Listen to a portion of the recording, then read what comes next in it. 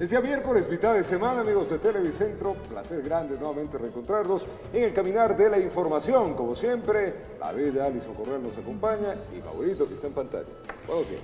Robert, Mauri, muy buenos días, amigos televidentes. Qué gusto poderlos acompañar en esta primera emisión del Comercio TV. Ya saben, con todas las noticias del ámbito nacional y también internacional. Y les deseamos un excelente miércoles. Hoy día la congeladora en Quito está a su máxima expresión, 5 grados centígrados.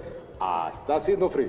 Congelados estamos, así que por favor tomen las precauciones del caso, salga bien abrigadito hasta que poco a poco el día vaya calentando. Hay que poner la actitud de la vida. Te mando un abrazo grande. Ponga la actitud, échele buenas ganas. Hay mucho para contarles. Tenemos por delante 2 horas 30 de la mayor información, tanto política, nacional, local, internacional, variada. Todo lo que ha sucedido en estas últimas horas. Vamos a empezar entonces con noticias lamentables. Alrededor de 27 heridos y 12 fallecidos dejó un fatal accidente de tránsito en la vía Pindo Balsas, en la provincia del Oro. El bus accidentado aparentemente perdió pista y cayó a un abismo de 400 metros. Las autoridades investigan las causas de este hecho.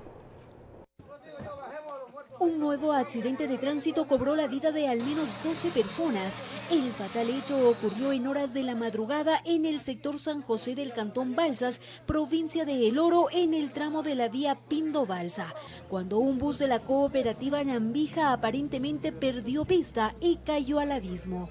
Pierde carril de circulación, estrella una de sus partes para posterior proyectarse hacia el abismo. Lo que pasa es, verá, el conductor estaba a mucho exceso de velocidad y él por rebasar al otro bus, a la Cariamanga, pierde pista y se va para adentro al abismo. El bus, que trasladaba a unos 48 pasajeros, habría partido desde Zamora, siendo su destino Guayaquil. Un informe de la Comisión de Tránsito del Ecuador indicó que el vehículo cayó unos 400 metros. Prácticamente todos tienen fracturas de miembros superiores e inferiores y traumatismos superficiales de cráneo y tórax. Algunos heridos, así como los cuerpos de los fallecidos, quedaron botados en la montaña, en medio de una espesa vegetación que también quedó destruida, siendo el retrato vivo del accidente. Las personas dentro de los matorrales, ciertas personas estaban debajo del bus, otros están desplazados por diferentes lugares. La gente, los otros compañeros que se iban quedando, como estaban sin brazos, sin piernas, otros que estaban ya falleciendo, otros por morir, otros debajo del bus. Hasta el lugar acudieron equipos de rescate y la Comisión de Tránsito para, en conjunto con comuneros del sector, trabajar en la extracción de los heridos que fueron trasladados a casas de salud, así como de los fallecidos que fueron llevados hasta la morgue de Machala. Entre las hipótesis que manejan las autoridades estaría el exceso de velocidad o que el chofer se quedó dormido, por lo que trabajan en la recolección de información para conocer las verdaderas causas del incidente, mientras que el conductor, que fue rescatado con vida, estaría bajo vigilancia policial, informó Patricia Aldaz. Van 103 fallecidos de lo que va esta temporada, terrible realmente. Vamos a contarles ahora que un hombre fue asesinado cuando caminaban por el mercado de Chiriaco, esto es en el sur de Quito. Aparentemente se trataría de un ajuste de cuentas. El occiso tiene varias detenciones anteriores. Le contamos. El ruido de los proyectiles asustó a quienes a media mañana realizaban compras en el mercado de Chiriaco. Unos dijeron que escucharon 2 disparos, otros 3. En medio de la confusión y el corre-corre de la gente, se enteraron que las balas estaban dirigidas a un hombre que caminaba por una de las secciones del mercado. ¿Escucharon los disparos? Sí, adentro sí escuchamos. ¿Se asustó? Claro que no había asustar viendo la sangre. El pistolero lo habría estado esperando, aunque no descartan que le siguió y no le importó que habían testigos, incluso guardias de seguridad. Sin perder tiempo tiró del gatillo. Uno de los proyectiles impactó a la altura del cuello del difunto, herida que a los pocos minutos terminó con su vida. Por aquí esta zona es media caliente, roja. Sí. Ya. Entonces esto sí causa susto en quienes trabajan y habitan por acá. Claro, porque la gente no viene a comprar por eso. El occiso alcanzó a abandonar el mercado, cayó terminando las gradas pese a que todos querían ayudar. No resistió por mucho tiempo, la bala comprometió algún órgano y a los pocos minutos dejó de respirar. Solo subí a comprar para la comida de las bebés. También fue impactado en el brazo. El hombre será clave en el proceso investigativo para lograr ubicar al gatillero, quien aprovechando la confusión desapareció sin dejar rastro. Estamos recopilando evidencias, videos de las cámaras del ECU, la cámara que hay aquí en el interior del mercado, para tratar de identificar al causante. El crimen estaría relacionado con una presunta disputa de territorio por distribución de droga. El joven de 23 años de edad como que estaba caminando por espacio ajeno. Cuenta con varias detenciones. El hoyo Oxiso tiene registradas 7 detenciones por robo. No es un robo, aparentemente el móvil es un ajuste de cuentas porque no le robaron nada. Era oriundo de Esmeraldas. Una mujer que llegó al lugar identificó que era su conviviente y el papá de sus gemelos. Un hecho lamentable que dejó ver que las amenazas muchas veces se cumplen cuando de por medio hay cuentas pendientes o disputa de territorio por droga, donde la factura se paga con la vida. En Quito informó Iván Casamen. Y en Orellana, 2 niños de una misma familia fueron secuestrados la mañana de este martes. Tras un intenso operativo, la policía ubicó a los hermanos y obligó a los plagiadores a abandonarlos. Los pequeños fueron rescatados a salvo. Avanzaba la mañana de información preliminar. Los hermanos de 10 y 12 años iban en compañía de su padre al colegio cuando de pronto un vehículo tipo furgoneta les habría interceptado, obligándoles a subirse al carro de los presuntos secuestradores. La niña y su hermano fueron llevados con rumbo desconocido. La policía fue notificada del hecho e inmediatamente pusieron en marcha un operativo de rastreo. Se encuentra el vehículo en donde posiblemente fugaron los delincuentes o se llevaron a los niños. El vehículo en el que andaban los presuntos secuestradores fue abandonado. Cuando la policía llegó al sitio no encontró a los menores. Aparentemente fue una táctica de los plagiadores para evitar ser identificados y complicar las tareas investigativas y de seguimiento. Que esto podía entorpecer o interrumpir o descarrilar la información, porque toda información que nosotros tengamos tenemos que confirmarla. El operativo para ubicar y rescatar a los hermanos fue por tierra y aire. 2 sospechosos de haber participado o al menos de tener información de lo que pasó fueron detenidos. Luego de más de 8 horas de intenso trabajo policial, los menores fueron ubicados en el sector de Guayusa, abandonados en medio de la selva. Los presuntos plagiadores, al verse en peligro, prefirieron abandonarlos y huir.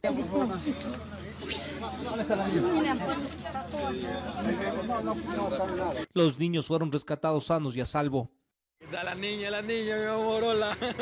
Mucha gente está preocupada por usted, mi amor. Gracias a Dios, todo bien, ¿sí?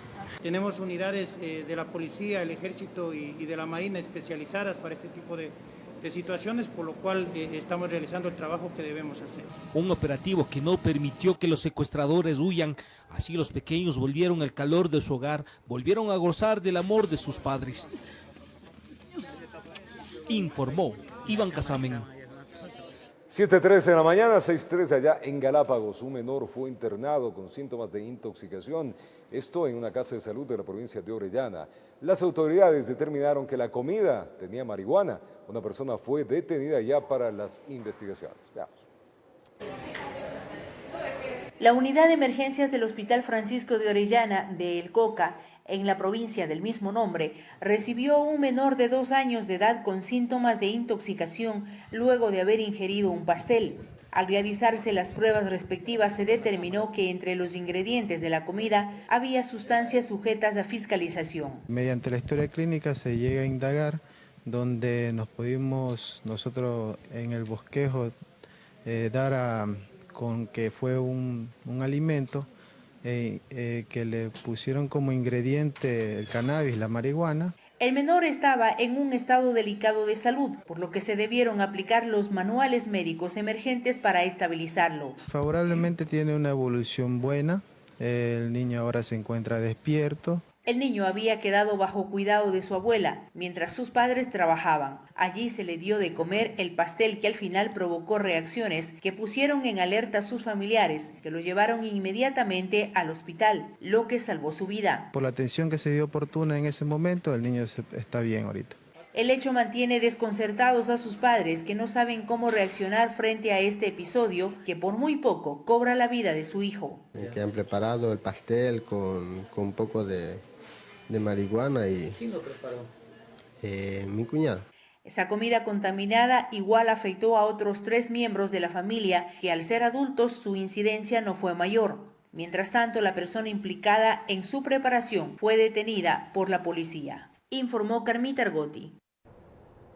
Y en la zona de San Lorenzo, trabajos de inteligencia identificaron un centro de acopio desde donde enviaban combustible para minería ilegal, mientras que en Esmeraldas la policía desarticuló una presunta organización dedicada al almacenamiento y transporte ilegal de hidrocarburos.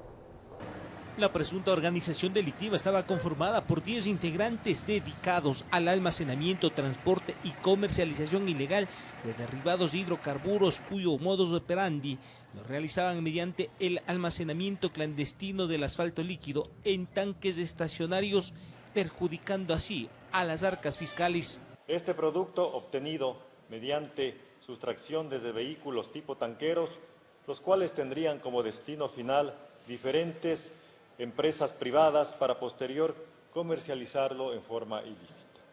El centro de operaciones era la ciudad de Esmeraldas. En varios allanamientos, una decena de personas fueron detenidas, así como la retención de 5 vehículos tipo tráiler, una camioneta y la incautación de 8.000 galones de asfalto. Determinar con quién se comercializa, determinar dónde se oculta el producto y determinar cómo es que pueden eludir la cantidad destinada de entrega en un tanquero para una empresa determinada. De igual manera, operaciones básicas de inteligencia permitieron llegar hasta el sector de San Francisco, en San Lorenzo, a pocos metros del río que cruza el caserío. Agentes de la DGI, con colaboración de elementos del GOE y Fuerzas Armadas, ubicaron lo que sería una especie de bodega clandestina, donde almacenaban combustible destinado supuestamente para la minería ilegal. La Policía Nacional del Ecuador continuará con su firme labor de cuidar los recursos no renovables de nuestro país. En el operativo Frontera decomisaron 900 galones de combustible que fueron impedidos de cruzar al vecino del norte, informó Iván Casamen.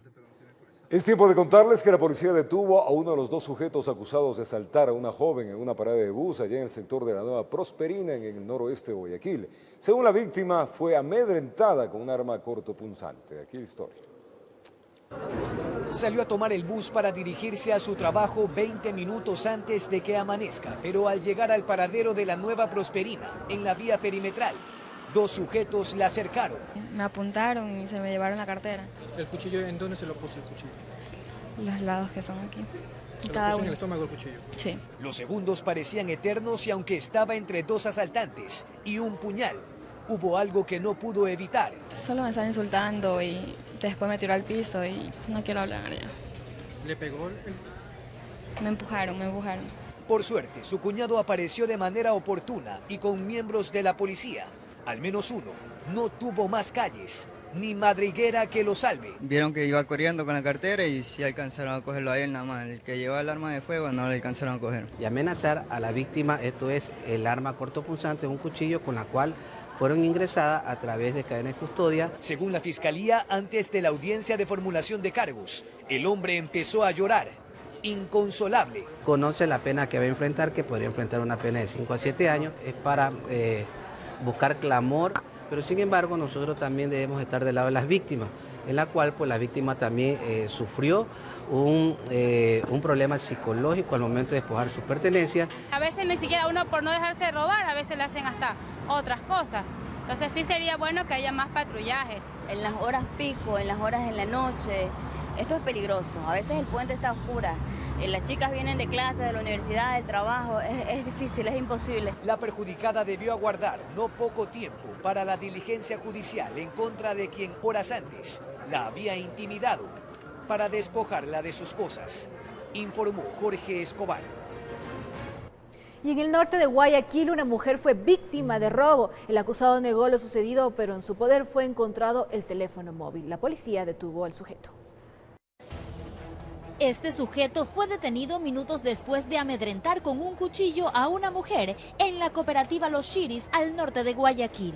El chico se acercó, nosotros somos testigos de Jehová, estábamos visitando a las personas, y él se acercó con un cuchillo de una mujer, que está aquí la señora, y le quitó el celular. Entonces él se escondió en su propia casa, donde él vive, y de ahí un vecino lo sacó. El mismo que con una arma cortopunzante procedió a intimidarla y amenazarle con la finalidad de sustraer sus pertenencias.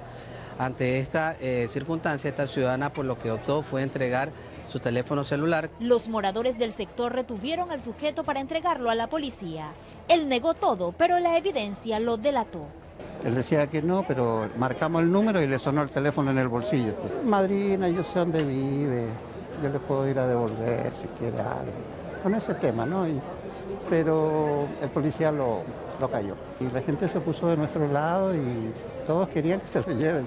Me parece que están cansados también. Al momento de capturarlo, él habría negado que tenía en su poder el teléfono celular, pero sin embargo, la ciudadana hizo llamar al número de ella y suena el teléfono celular, el mismo que portaba el ciudadano detenido, en el bolsillo izquierdo de su vestimenta. Es en ese momento que se procedió a la recuperación de esa evidencia. La Fiscalía investiga este caso por el delito de robo. Enfrentaría una pena de 5 a 7 años, puesto que utilizó la amenaza y violencia con la finalidad de sustraer cosas muebles ajenas. Informó Roselena Vázquez. Es tiempo de separarnos brevemente. Al retornar vamos a contarles que la ministra de Interior, María Paula Romo, dijo que aún no se conoce más información sobre la situación de alias Guacho tras ser herido por las Fuerzas Armadas de Colombia. Además, la Fiscalía emitió el dictamen abstentivo a favor de 2 investigados por secuestro de Fernando Balda. Sin embargo, podría ser llamado a juicio el expresidente Rafael Correa. El desarrollo de esta información y más al volver.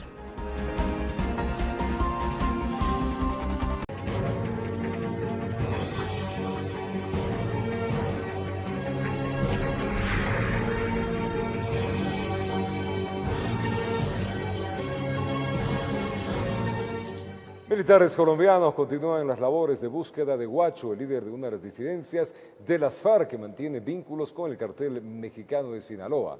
Veamos. 4.000 militares colombianos inspeccionaron la zona donde se produjo el enfrentamiento entre el ejército y miembros del Frente Oliver Sinisterra, hecho en el que el líder de la disidencia de las FARC, Walter Arizala, más conocido como Guacho, resultó herido. Está absolutamente claro que esta es la casa donde se encontraba el bandido. Aquí estaba con su estructura de seguridad, muy lejos de su área de influencia en la frontera con Ecuador. Las autoridades informaron que perdieron la pista de Guacho, quien fue lesionado el sábado y se dio a la fuga. Que no tenemos el objetivo principal bajo nuestro control. Únicamente hasta que tengamos su cuerpo o hasta que lo capturemos vivo, nosotros podremos mirar al pueblo colombiano a los ojos y decir la verdad y nada más que la verdad. Hasta el momento se desconoce dónde se encuentra uno de los hombres más buscados por los gobiernos de Ecuador y Colombia, a quien lo responsabilizan de la muerte de una decena de personas y 40 heridos. A pesar de que hay un plan candado, no los hemos podido encontrar a esta hora. Informó Valeria Navarro. La ministra del Interior, María Paula Romo, dijo que aún no se conoce más información sobre la situación de alias Guacho tras ser herido por las Fuerzas Armadas de Colombia. Esta declaración la dio en una entrevista radial en la que además abordó otros temas como su gestión y la nueva ley anticorrupción. Situación de alias Guacho. Es lo que conocemos, que alias Guacho habría sido cercado por este operativo, que ya hay una confirmación de que miembros de la Marina habrían disparado contra alias Guacho, pero que el operativo va a continuar porque es de interés de la Fuerza Pública colombiana verificar cuál es exactamente la situación de este grupo de personas. Gestión como ministra del Interior. El Ministerio del Interior está encargado de la seguridad ciudadana y de mantener el orden público. Sobre estos dos temas se pueden tener diferentes miradas, porque se puede mantener el orden o enfocarse en la seguridad solamente desde la represión, o se puede tener una mirada más integral, que es la que pretendemos en el Ministerio y la que voy a pretender en mi gestión. Narcotráfico. Cuando uno mira estos procesos en otros países, es lo que ha pasado, que la economía criminal, que la economía relacionada al narcotráfico se ha infiltrado en la política, en la justicia, en el sistema financiero, en la policía, en las Fuerzas Armadas. Entonces, esto es un tema que debe atacarse, los controles internos, la rotación del personal cuando está en zonas en donde hay mayores riesgos. Situación de la Policía Nacional. me parece que hay un interés y una decisión muy fuerte en la institucionalidad de la policía. Ese es mi trabajo, ese es el encargo que me ha dado el presidente. Al presidente Moreno le interesa una policía que cumpla el papel que le corresponde en el Estado de Derecho. Los habitantes de las comunidades rurales que se encuentran cerca de la zona de conflicto entre grupos armados irregulares y del ejército colombiano han iniciado el desplazamiento por los temas de ser víctimas de bombardeos o balas perdidas. Además, les preocupa los casos de reclutamiento de niños de 12 años de edad. Le contamos. La situación de las comunidades indígenas y rurales de la costa pacífica de Nariño es totalmente crítica debido a los fuertes enfrentamientos de las bandas de narcotráfico. Esa fue la denuncia de uno de los representantes de la comunidad Eperaracia Pidara, que ve con preocupación cómo los grupos irregulares se llevan a los niños para vincularlos al conflicto. La movilización de la FARC dijeron que no llevaban reclutamiento, pero de igual manera todavía se encuentra presente prácticamente el reclutamiento y ahora se está mirando a ver casi diariamente se encuentran, se meten 2 o 3.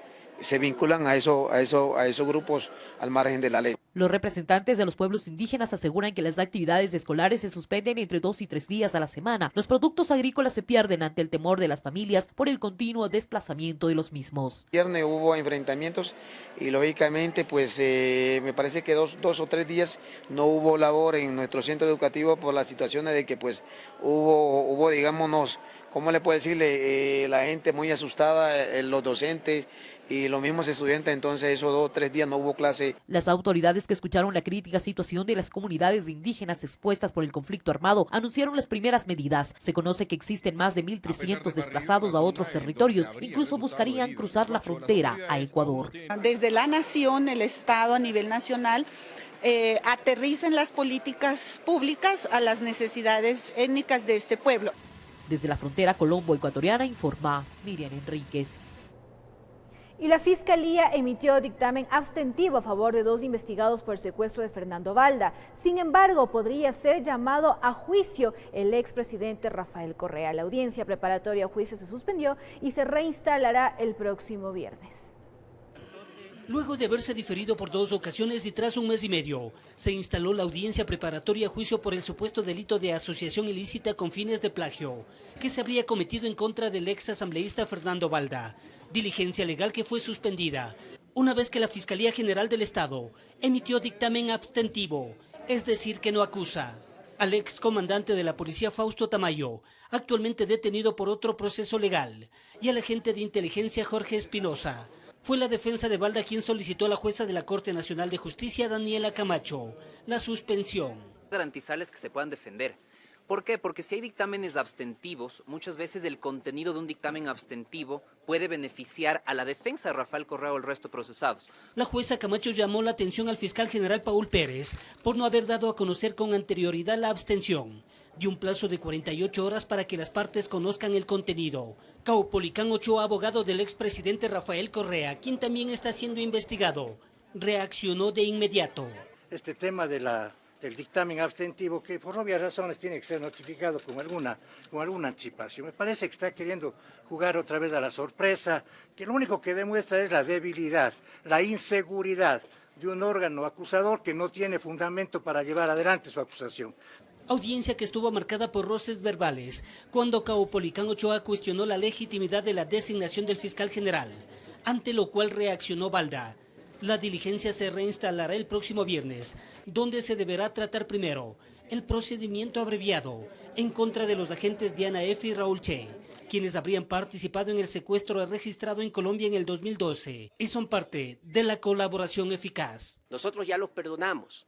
Ahora lo que queremos es que la justicia en el Ecuador cambie para bien. Quedando únicamente para ser llamados a un posible juicio Correa y el exsecretario de la Secretaría Nacional de Inteligencia, Senaín Pablo Romero. Una posible suspensión de la solicitud de orden de prisión en contra del expresidente, a cargo de Interpol, se descarta. Si ustedes ven el último impulso de la Corte Nacional, ustedes van a poder verificar con toda claridad que la Interpol ha solicitado documentos para la reunión que se dará en las próximas semanas. Y ahora nos dicen que esto ha sido suspendido. Si ha sido suspendido, que traiga los documentos. Si no tiene los documentos, mejor le conviene quedarse callado. En los exteriores de la Corte Nacional de Justicia, seguidores de Correa quisieron agredir a Felipe Rodríguez, abogado de Balda. Informó Héctor Romero. Y justamente en este tema, a través de un comunicado, la Fiscalía General del Estado rechazó el llamado de atención que hizo la jueza Daniela Camacho durante la audiencia preparatoria del juicio por el caso Balda. En el texto señala que la Fiscalía no infringió la norma al declarar dictamen abstentivo a favor de 2 personas en este caso.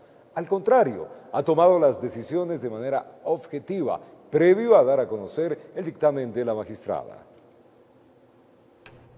Y los integrantes de la Veeduría Ciudadana del caso Gabela, junto con Patricia Ochoa, viuda de Gabela, entregaron a la Fiscalía nueva información que esclarecería el motivo por el cual se asesinó al excomandante. Los detalles no se revelaron por pedido de la Fiscalía, pero lo que sí se supo fue de la nueva información que llegó hasta ese lugar, entregada por los integrantes de la Veeduría Ciudadana del caso Gabela, liderada por el coronel en servicio pasivo Mario Pazmiño. Vamos a hacer entrega a la Fiscalía General del Estado de documentación que no ha sido tomada en cuenta dentro del proceso investigativo, documentación que esperamos nosotros sea sumamente importante para esclarecer el móvil del asesinato del señor general Gabela.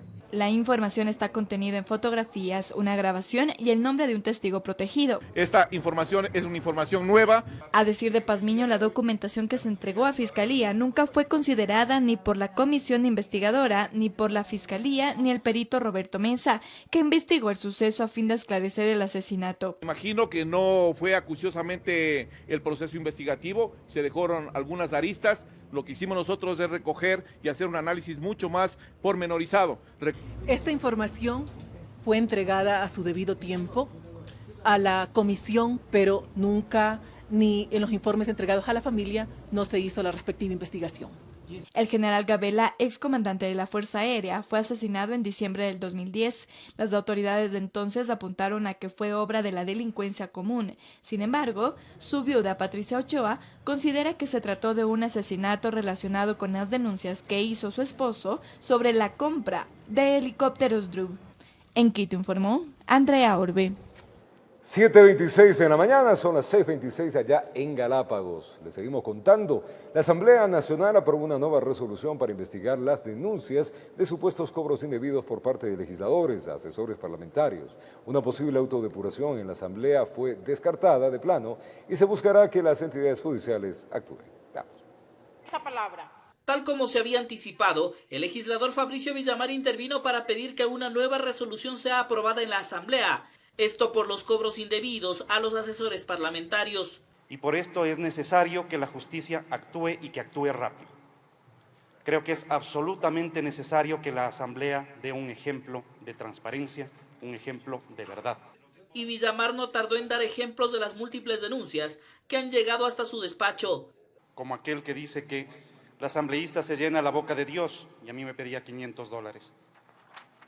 Las fotografías de los depósitos de la plata contándose en la mesa. Las transferencias de cuando mi cuota era de 200, después subió a 500. El testimonio que dice que renuncié porque nos obligaba a pagar $400 al partido y la señora utilizaba los sueldos de su personal para enriquecerse. Por ejemplo, tiene una asesora que no trabaja pero le transfiere el sueldo. Denuncias que deberán ser investigadas según la resolución por la Fiscalía y la Unidad de Análisis Financiero. Las cuentas de los legisladores serán auditadas y desde la Asamblea se impedirá el despido de personal que trabaje en los despachos de los asambleístas. Y hasta ahí, nadie más en el Pleno se pronunció. Y a pesar de que al menos 2 legisladores pidieron la palabra, la presidenta de la Asamblea argumentó que no era posible, pues el tema se había ya debatido en otra sesión. Este tema lo hemos tratado ya en una sesión anterior. Unánimemente 119 legisladores aprobaron la resolución.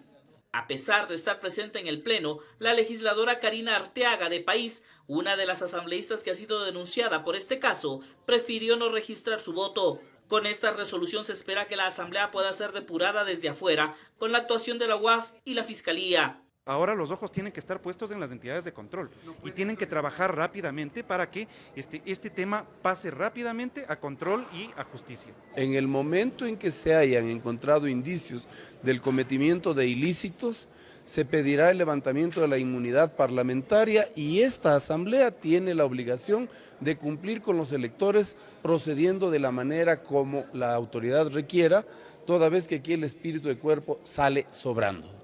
Y aunque se pensaba que una autodepuración podría ser viable para limpiar la imagen de la Asamblea, esa posibilidad fue descartada de plano. No sé cómo puedo entrar a una autodepuración. Así, la Asamblea busca limpiar su imagen tras este escándalo que ha sacudido a legisladores de diferentes bancadas. Informó Javier Gallo. Y se generan las primeras reacciones sobre el informe preliminar de Contraloría en torno al uso de los recursos públicos entregados para el manejo de Alianza País. Expresidentes de la organización anuncian que acudirán el próximo viernes al ente de control para entregar la documentación requerida por la Contraloría. Para Doris Oriz, expresidenta de la agrupación política, la decisión de Contraloría sorprende. Afirma que durante su gestión al frente de Alianza País se entregaron todos los documentos de sustento de los gastos realizados dentro del partido. Alianza País fue, durante nuestra conducción de Galo Mora, de quien habla, y de Gabriela Rivadeneira, la organización política más cumplida, que dentro del trimestre del año siguiente presentaba todos los justificativos del fondo partidario conforme a la normativa del CNE, que es nuestro juez. Que les sorprende que después de varios años la Contraloría busque supuestas irregularidades en el manejo de esos fondos. Afirman que si existieran errores jamás les hubiesen entregado año tras año los recursos del fondo partidario. Aunque no se atreven a denunciar una posible persecución política, ellos dicen que estarán atentos a la decisión final que tome Contraloría. Nosotros el día viernes iremos los 3 secretarios ejecutivos de Alianza País a presentar todo el resto de la documentación que se nos ha solicitado. Sin embargo, debo aclarar a los medios, jamás la Contraloría ha hablado de irregularidades, ha hablado de información que debemos completar y lo estamos haciendo porque todo fue manejado muy escrupulosamente por parte de nosotros. Mientras tanto, los actuales integrantes de Alianza País aseguran que esperan que la Contraloría actúe apegada a derecho y, de ser el caso, determine responsabilidades en este tema. Lo que en su momento dado Ricardo Zambrano denunció es el uso de recursos de aproximadamente $600.000 en pocos días, finalizando la gestión de la ex secretaria ejecutiva del movimiento. Todo lo que vaya hacia la transparencia y garantizar un buen manejo de los recursos, yo creo que lo apoyamos. Dentro de la organización se habían detectado algunas inconsistencias, pero que esperan el informe final para pronunciarse. Informó Javier Gallo.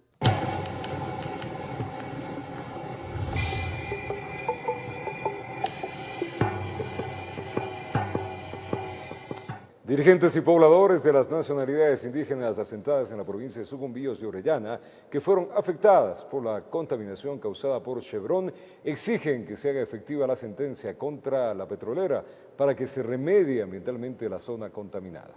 Veamos.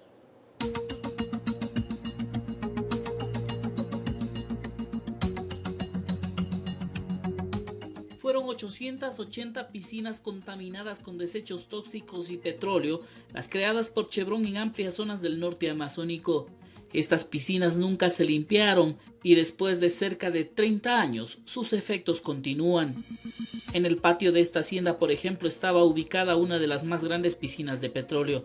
A pesar de que se ha colocado decenas de metros cúbicos de tierra, el petróleo aún brota en medio de las plantaciones.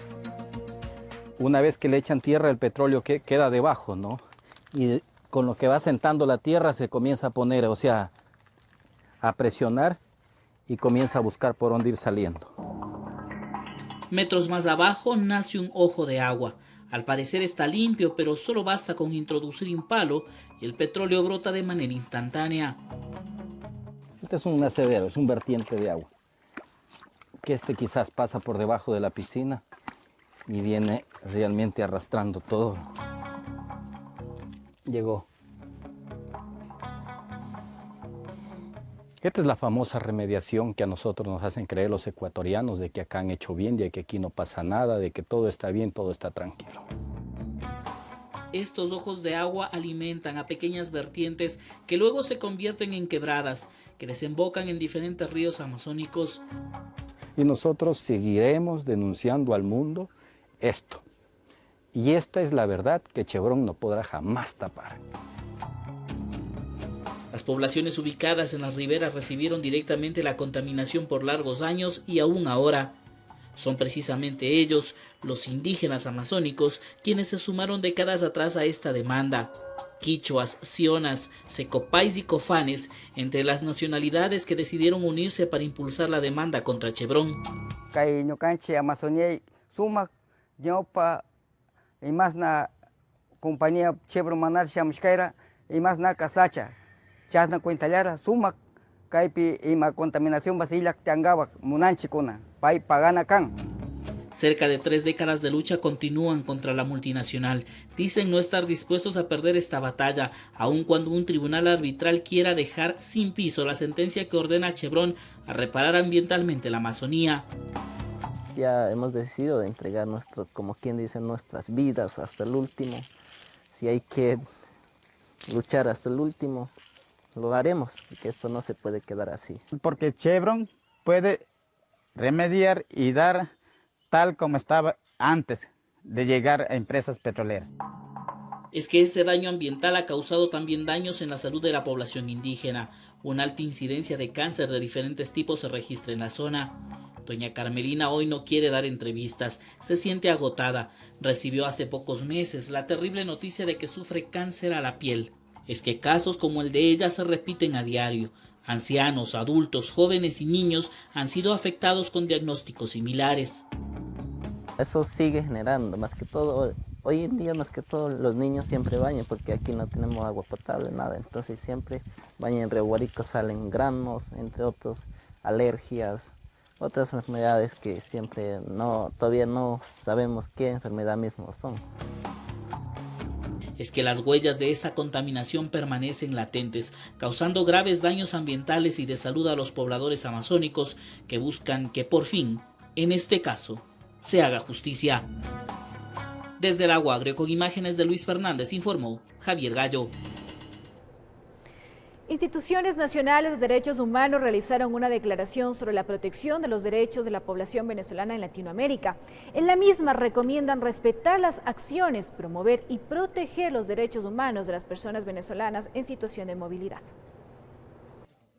La declaración firmada por los defensores del pueblo de Colombia, Bolivia, Perú, Ecuador, así como por el presidente de la Comisión de Derechos Humanos de México y Procurador Federal de los Derechos Ciudadanos de Brasil, contó con 10 recomendaciones para la protección de derechos de venezolanos en movilidad humana. La primera recomendación, respetar las acciones que las instituciones nacionales de derechos humanos, en el marco de sus competencias, adopten para promover y proteger los derechos de las personas venezolanas en movilidad humana en cada uno de los estados y acoger las recomendaciones que sean formuladas para garantizar el respeto de estos derechos y evitar su vulneración. Además, se recomendó a los estados ajustar su diseño e implementación de normativa interna y política migratoria a los compromisos adquiridos en convenios y tratados ratificados en materia de movilidad humana, asilo, refugio, así como estándares internacionales de protección de derechos humanos. Rechazar cualquier expresión de violencia, reafirmar el principio de no intervención armada y promover el diálogo entre los países para que en el marco del respeto a la democracia y los derechos humanos busquen soluciones pacíficas y estructurales que contribuyan a reducir los factores que causan la migración forzada en la región y en particular desde Venezuela. Estos puntos, que forman parte de esta decena de recomendaciones, confirmaron, serán enviados a cada una de las naciones junto con un documento técnico que permita orientar el trabajo estatal en materia de migración, informó Javier Rosero. Son las 7:37 de la mañana, gracias por acompañarnos, 6:37 en Galápagos. Es tiempo de contarles que Perú, Argentina, Chile, Colombia y Paraguay denunciarán ante la Fiscalía de la Corte Penal Internacional al presidente venezolano Nicolás Maduro por violación a los derechos humanos. El documento, firmado por los ministros de Relaciones Exteriores de dichos países, se presentará la próxima semana, constituyéndose así en la primera denuncia contra el mandatario venezolano que se presentará ante este organismo judicial internacional. Y la mañana de este martes llegó hasta la Fiscalía el abogado de los familiares del joven asesinado en Mascarilla el pasado 23 de agosto para solicitar que se cambie el delito por el que se lo juzga a un agente policial, de homicidio a ejecución extrajudicial. Reformulación de cargos. Esto es lo que piden los familiares y amigos de Andrés Padilla, quien falleció el pasado 23 de agosto en el control de Mascarilla, provincia de Imbabura, después de haber sido impactado con una bala. Y así lo hicieron conocer a la Fiscalía General del Estado este martes 18 de septiembre. Inicialmente lo que estamos buscando sobre todo es justicia. que se persiga lo que tiene que perseguirse, que significa el tema de la ejecución extrajudicial, porque estamos hablando de un futbolista afroamericano, ex Muxugruna, que fue violentado, asesinado por la espalda, por parte de un efectivo absolutamente capacitado para conocer la diferencia entre asesinar y entre hacer uso excesivo de la fuerza. Al sitio también lo acompañaron representantes de la comunidad afrodescendiente, quienes vigilan la causa. Estamos pidiendo inicialmente una reformulación de cargos porque este caso se está llevando como un homicidio.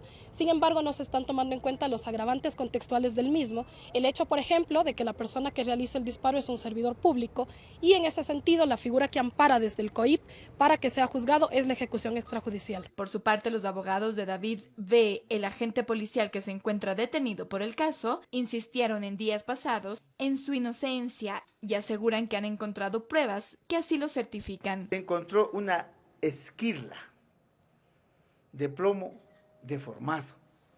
Esta esquirla de plomo deformado no tiene absolutamente nada que ver con este tipo de balas que utiliza la Policía Nacional con sus pistolas de dotación de marca Glock. Si el pedido de la reformulación de cargos es aceptado, la instrucción fiscal se ampliará 30 días más. En Quito informó Andrea Urbe.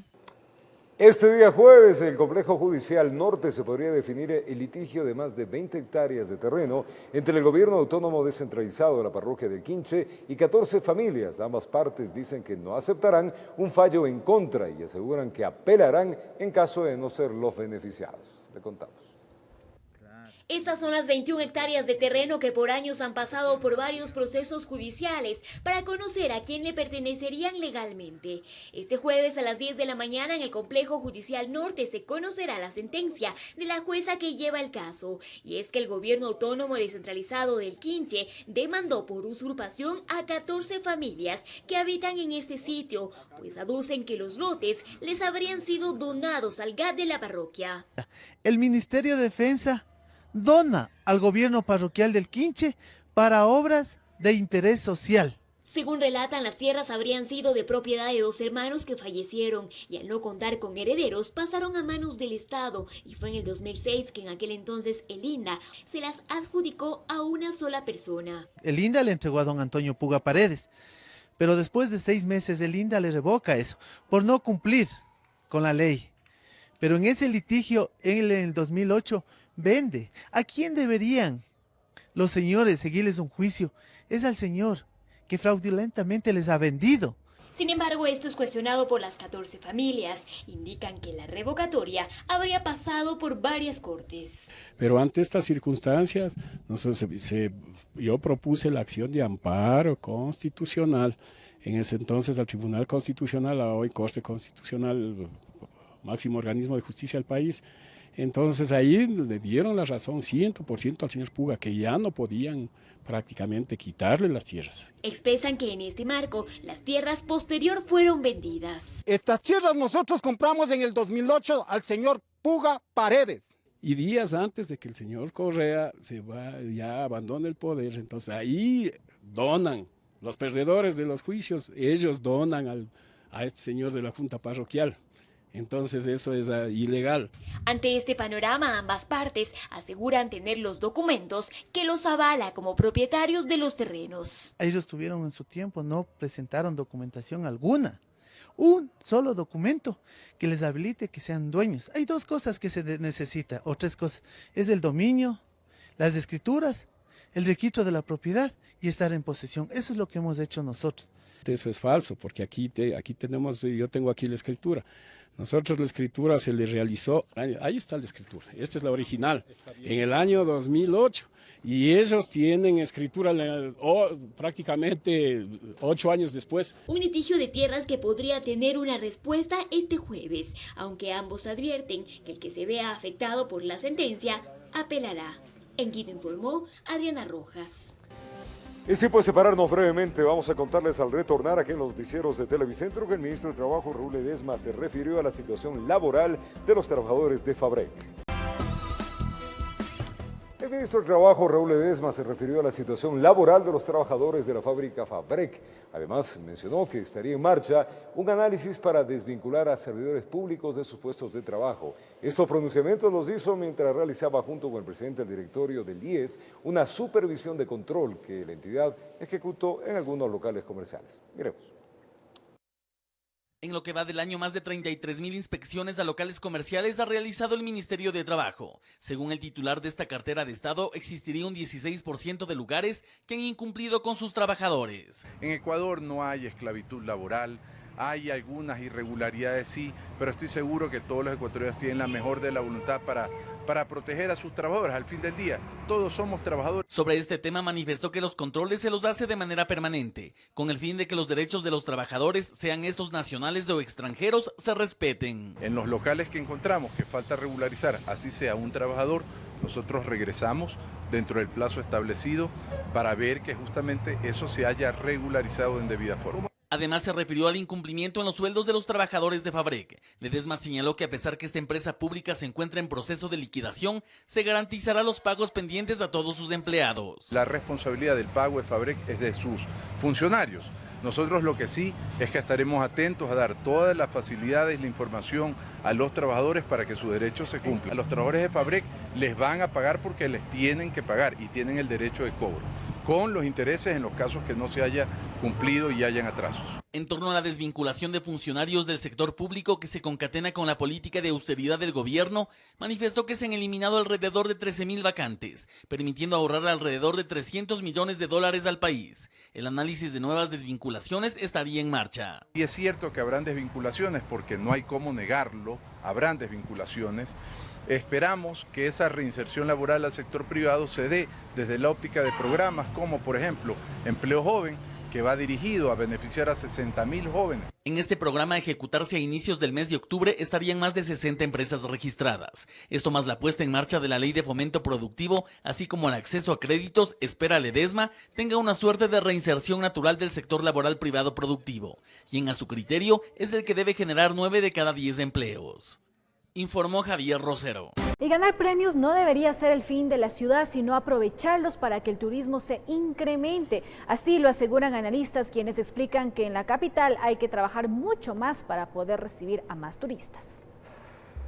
Es conocido que Quito fue galardonado con 3 premios como ciudad en el World Travel Awards. Uno más lo ganó su aeropuerto. Pero no es la primera vez que se premia a la capital.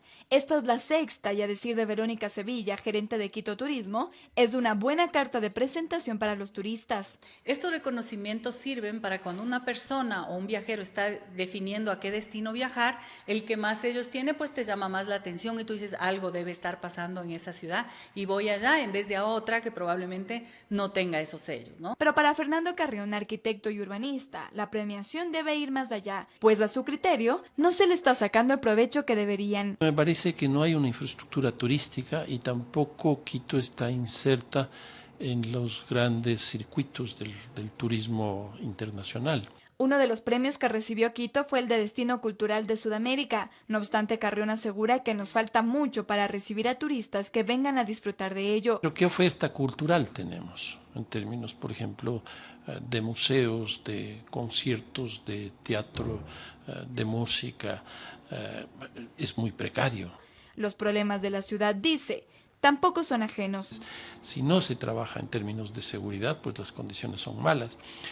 Si es que la basura no se recoge y los lugares por donde pasan los turistas están llenos de basura, generando problemas ambientales, con lo sensible que es hoy día ese tema para el turismo, pues obviamente que eso va a generar los impactos negativos que de hecho ya están generando, ¿no? Sevilla insiste en que los beneficios que ha tenido Quito con estos premios son evidentes. Actualmente, por ejemplo, menciona, el turismo aporta alrededor del 3% al Producto Interno Bruto de la ciudad y se espera que para el 2021 sea el 5% y la atracción de 1 millón de turistas por año. En Quito informó Andrea Orbe.